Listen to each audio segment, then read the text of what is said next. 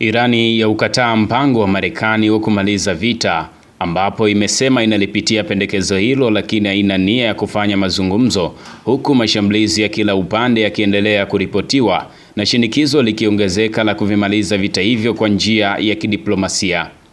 Rais wa Marekani Donald Trump amesema yuko tayari kuisambaratisha Irani ikiwa haitakubali makubaliano ya kukomesha vita hiyo.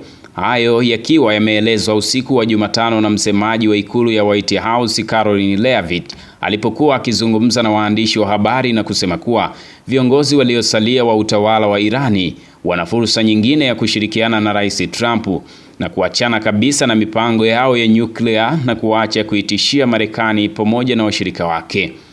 Teherani haikuchelewa kujibu ikiwa imelipitia pendekezo hilo lakini haina nia ya kujadiliana, licha ya baadhi ya maafisa wa Irani kutaja kuwa nchi hiyo ilipokea pendekezo la Marekani wa kuvimaliza vita vya Mashariki ya Kati, ambapo waziri wa mambo ya nje wa Irani Abbas Araghchi amesema Teherani haina nia hiyo.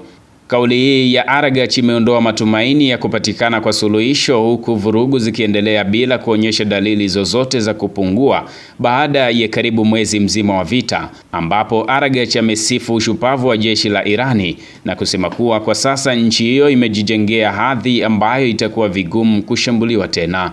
Hayo yakiarifiwa, kiongozi wa Hezbollah Naim Qassem amesema kufanya mazungumzo na Israeli wakati mashambulizi yakiendelea itakuwa sawa na Lebanoni kukubali kusalimu amri.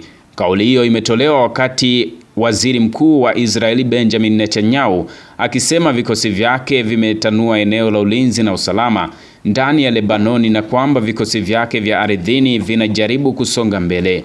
Israeli ililikalia eneo la kusini mwa Lebanoni kwa takriban miongo miwili hadi mwaka 2000, ambapo imetuma tena vikosi vya ardhini nchini humo ikisema inajaribu kuchukua udhibiti wa eneo hilo hadi mto Litani, takriban kilomita 30 kutoka mpakani mwa nchi hizo mbili, ambapo katibu mkuu wa Umoja wa Mataifa Antonio Guterres ametahadharisha kuwa Lebanoni haipaswi kugeuzwa kama Gaza. Katika hatua nyingine, Kuwait kupitia wizara yake ya mambo ya ndani imesema imewakamata watu 6 wenye mafungamano na kundi la Hezbollah ambao walikuwa wakipanga vitendo vya uhalifu na mauaji kwa viongozi wa mataifa ya Ghuba.